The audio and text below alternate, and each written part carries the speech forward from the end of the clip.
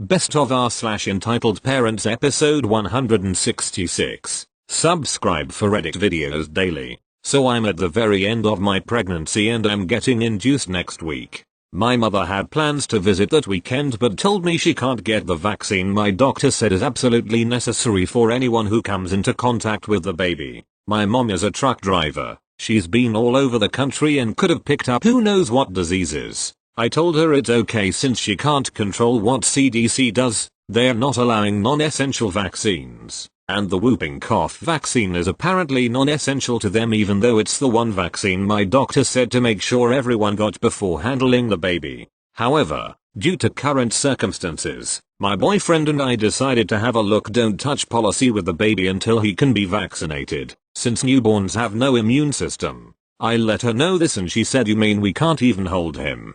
I explained it's nothing personal. Nobody gets to hold him except me and my boyfriend until he's vaccinated and she stopped responding for several hours. When she finally got back to me she said she's not coming to visit at all as there's no point if I can't hold him. So she doesn't even want to see her first grandbaby because I'm being cautious and don't want her, or anyone, accidentally infecting him with any diseases, preventable or not. I have no idea if or when she'll eventually come but as of now she's extremely pissed off that I don't want my newborn to die and has stopped talking to me. Thank you. Next.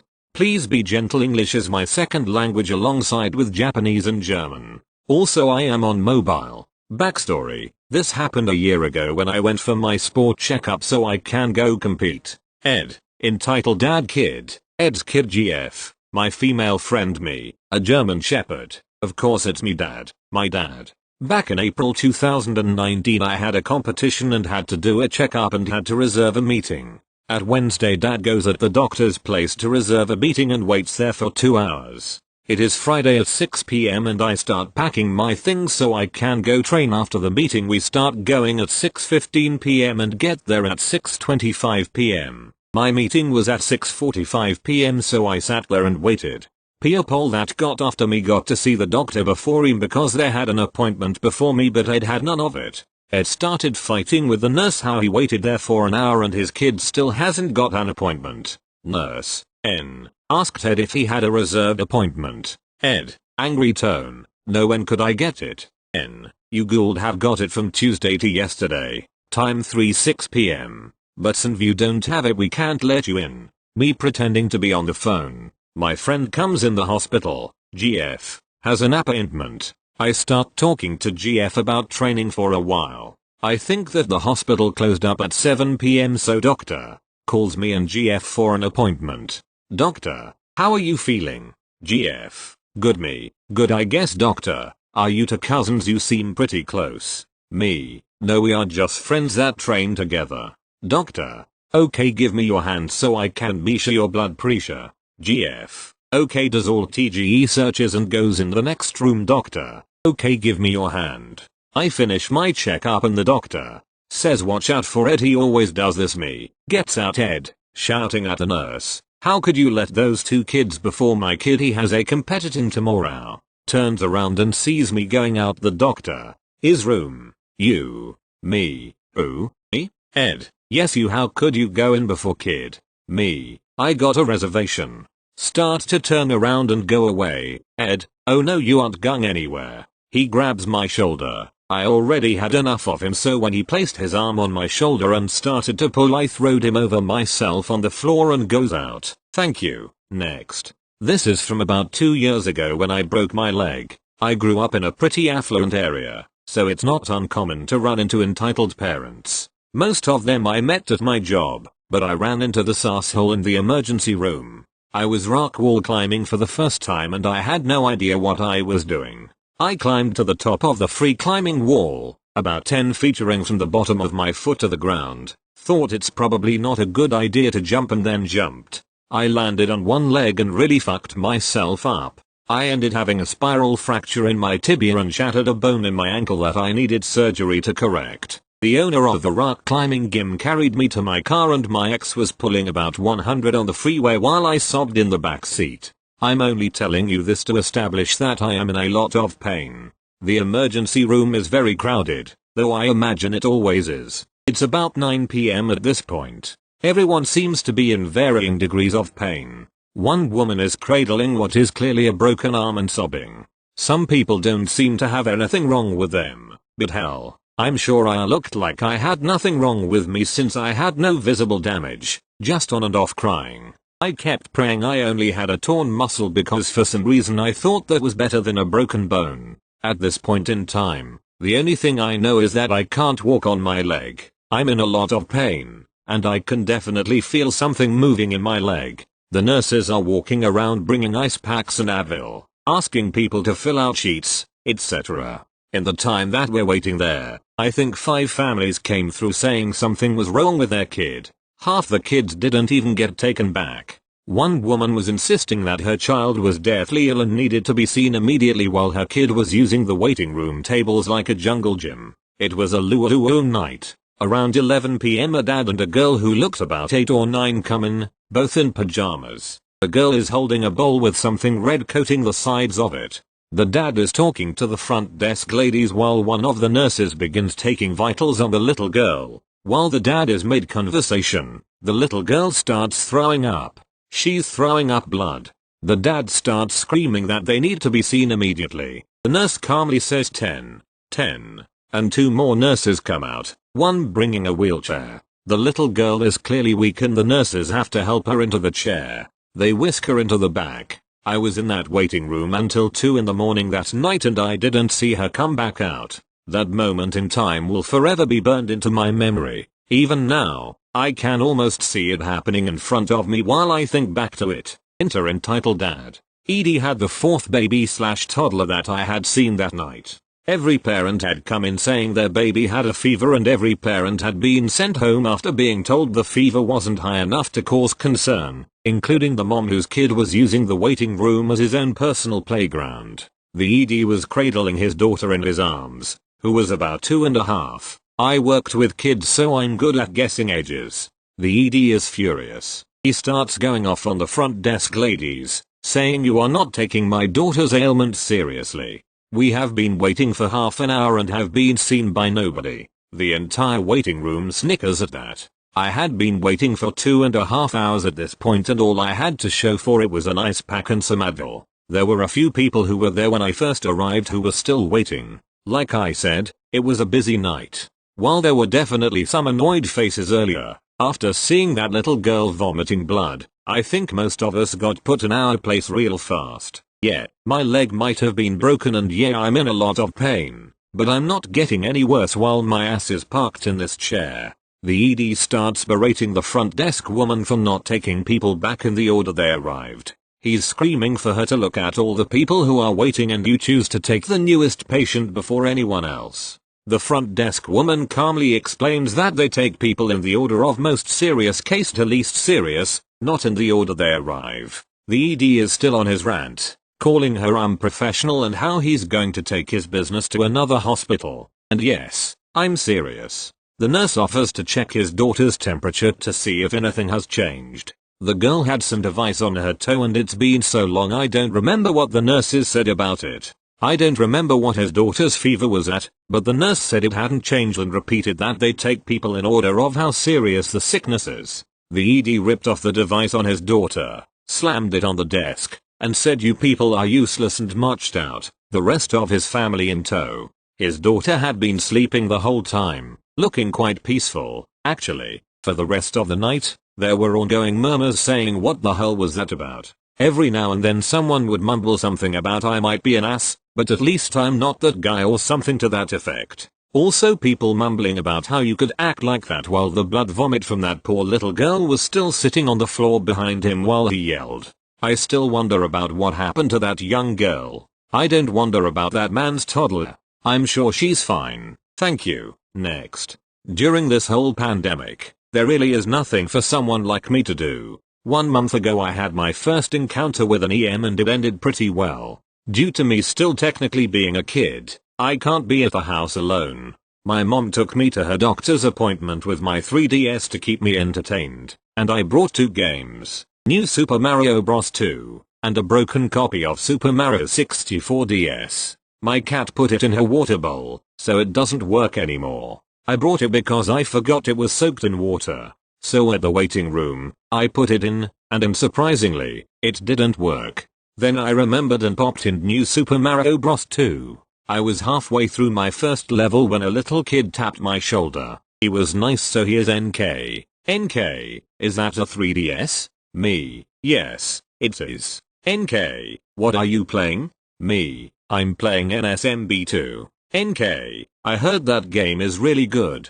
I don't own it, but I would love to play it sometime. Me, you can play it now if you want. Do you want a turn? NK, yes please. Me, alright buddy, once you die, hand it back to me. NK, why only one life? Me, so that we can keep switching, of course. If you die, you hand it to the other person. He seemed to like that idea. I use the same system with my little brother, because he doesn't have a 3DS and we need to take turns a lot. NK and I played for a while until my mom was done with her appointment. I said bye to NK and headed out. Did you think this was over? Keep reading, because here is the juicy part. Apparently, NK told his mom how much fun he had. He is still not an entitled kid because I can only imagine he was just excited. Unfortunately, his mom was entitled as all hell. EM rushes down the hall in the doctor's office and gets our attention. Mom, can we help you? EM, yes, my son seemed to really enjoy your game.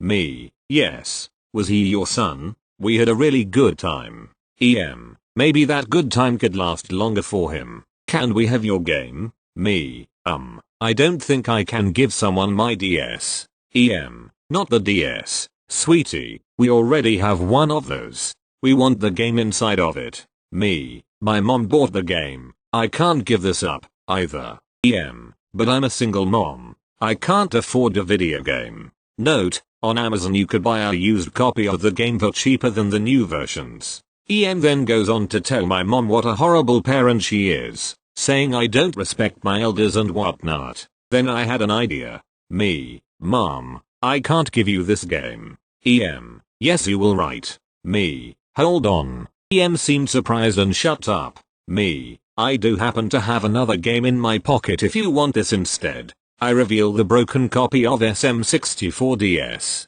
EM, I don't think NK has this game either, we'll take it. I hand over the broken cartridge and me and my mom head off. Mom, why did you give her a game? Me, I gave her the broken game. Mom, you mean the one cat name put in her water bowl? Me, chuckles, yep. We had a good laugh about it on the ride home. Edit, since everyone wants to know, my cat's name is Miss D, short for misdemeanor. She is a great tabby cat. Thank you. Next. I have no idea what I am doing, so please excuse anything I mess up.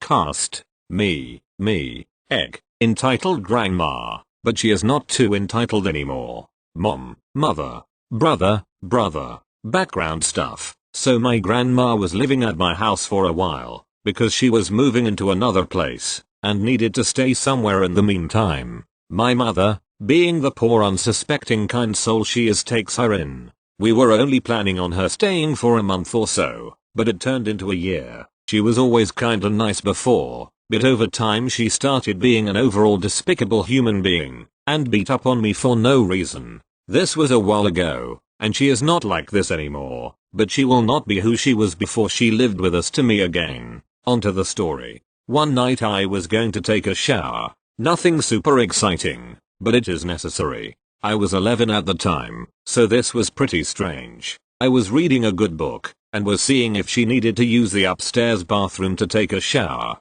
Keep in mind, she is old and doesn't really use the shower often, and doesn't do stairs well, but it was polite to ask. She said number. So I go to finish my chapter, and I'm halfway through it and she yells up the stairs that she got a text from my mom to take a shower. My mom was seeing some friends an hour away. The conversation went like this. Egg, your mom said to shower. Me, okay, I will get in a few minutes. I already said I was going to. Egg, okay, just don't forget. Me, I won't. So what, started reading again, and about 3 minutes later she just starts screaming at me to shower. I was wondering what the heck was happening because we talked mere minutes ago, and I can hecking shower when I want to. So I finished my page, and got up to get a towel. She starts screaming again that I am lying to her by not getting in the shower, and I am just trying to ignore this woman, because she has always beat up on me before while staying here. I get my shampoo and conditioner and I'm heading to the bathroom, when I hear her say she is gonna count to 3. So I am like, WTSC, I said I was going to get in the shower 10 minutes ago, and you are calling me a liar in my own house, for something that isn't your business, and you are a guest living here for free, and being a pain to all around you. Not to mention I was 11 and so the whole count to 3 thing wasn't even a thing anymore. So I undress, and I guess dear old grandma doesn't hear me in the bathroom. This woman barrels up the stairs, runs across the hallway, and starts pounding on the door. Me being smart, locks it. She starts trying to force her way into the bathroom screaming let me in, over and over again. Egg, let me in mousebrained warrior. Me, no I am getting in the shower. Egg, oh I bet you don't want me to come in because you are naked. Let me in. Me, no, I am naked. You are not coming in here. Egg, I am coming in there young lady. Me, no, you want turns on shower. Egg, oh now why you show where? I am CLENGYR mom. She has been banging on the doors and screaming this whole time. So she calls my mom, tells her I am a liar and I was keeping her from doing what she needed to do, and that she needed to get here before I start anything. I finish showering and get out and dash to my room and get dressed. My brother has heard the entire thing, and when I came out of my room was across the hall and so I went over and asked him what I should do, other than call mom, and he was just telling me to stay out of her way till mom arrives. So I call my mom. Me, hey, Egg is acting crazy, please get home soon. Mom, yeah, I got her call what is happening over there. Me, explains to her I am sorry to interrupt your night off. She is 45 and went back to college and is getting an art degree.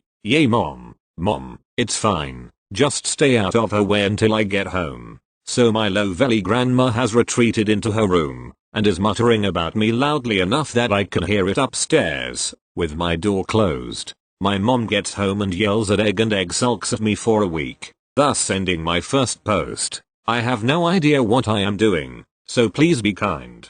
Thank you. Next. TLDR title. I'm on mobile so sorry for spelling mistakes and you're probably gonna have a stroke reading this also this has to be translated from Spanish to English. Backstory. I have a white Mongolian gerbil. His name is Hammy don't judge me I was 12 and my 8-year-old sister named him. Unlike hamsters gerbils have long tails that make it look like a rat. Here's a picture for context this isn't mine I just got a Google picture imagine this but Snow White and that's mine. That will be important for later. On to the story. It was my birthday this was years before corona, and we were having a party. The gerbil was in my room in his cage so kids didn't touch him because he will bite strangers. I was sitting on my bed making sure kids didn't stick their fingers through the bars. It was all going good until EK arrived. Entitled Kid EK, around 7. Entitled Mommy M. Me take a guess. Mom. He had arrived late so the food was cold but my dad warmed it up and they ate. The next stuff I forgot to add to backstory, but you see this kid had a reputation of being annoying and cruel. He had a dwarf hamster and they're really small but this kid did cruel things to it. He threw it around he would feed it pizza, chips, and one time showered him in soda. He on occasion also would squeeze him until his eyes sort of hanged out. So it's understandable why I wouldn't want him handling mine. He finished eating and started playing Roblox on EM's phone. He went around to all the kids showing how much stuff he has bought with the Robux EM bought him. He then came to my room and saw my gerbil. EK, you have a hamster can I hold him? Me, no he doesn't like being touched or held by strangers. Also knew his reputation with hamsters. EK, so, I have one so I'm allowed to. Me, I said no it makes him scared and he starts biting. EK then decided I was wrong and he opened his cage and tried to grab him when he was bit. Keep in mind he doesn't bite hard but it's enough to make you fling out your hand but EK being a little kid it felt like a gunshot. He ran away and I thought he was gone for good but no. EM, walking into my room. EM, EWWA rat. Me, it's not a rat actually it's a gerbil, it's always confused for a rat. EK, yes mommy it is a rat and it bit Emmy sniffles from crying. EM, give it to Emmy he bit my angel and now he's crying. Me, I told him he's gonna bite him and he ignored me and tried to grab him. EK. He's lying mommy, he said I could grab him and the rat bit me. I told you and you didn't listen, it's your fault and for the last time it's not a rat. You lie, that's a rat and my angel would never lie. EK. Starts sobbing saying he lost his finger when there's not even a bite mark. Give it to me right now or I will tell your parents that you attacked EK. Me. I am not gonna give him to you. Everyone knows EK abuses his hamster. EK. No, I play with him, he even laughs. Those were his squeaks of pain. Then does exactly what EK did and gets bit but harder because she pulled him by his tail, but since she's a full grown woman with the blubber of a whale to protect her she didn't feel it. Me. What the fuck, put down my pet. No, he's gonna be thrown outside and killed by my angel for biting him. Then M came into my room because of the yelling. What's happening here? Your child brought a rat inside and he bit my child and he has rabies now. Put him down and get the fuck out of my house.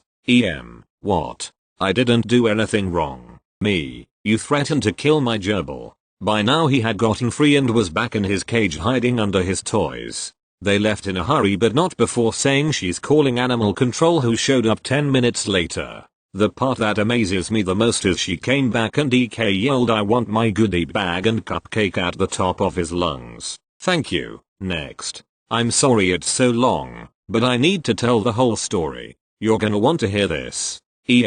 My mother EF, my father G, my mom's dad who is a missionary in Honduras, abusive boyfriend OP, me, then 18, now 19. Background. In high school, I, 15 years old, had a boyfriend, who was extremely sexually and verbally abusive. 5 months into our relationship, he raped me and took my virginity. As someone who is Christian, this is a big deal. Finished and then yelled at me for crying about it. Broke up with him. The next day, noticed I removed all our social media photos and asked about it. I told her I broke up with but not why I did, because it would break her heart to find out that I was no longer pure. Forced me to call him and make up against my will. For the next 3 years I was abused and forced to have sex almost daily, completely against my will. I know this next part is wrong, but I felt totally trapped. A few months after he raped me and my mom forced us back together, I started talking to other guys. There was never sex with them, just words and flirting.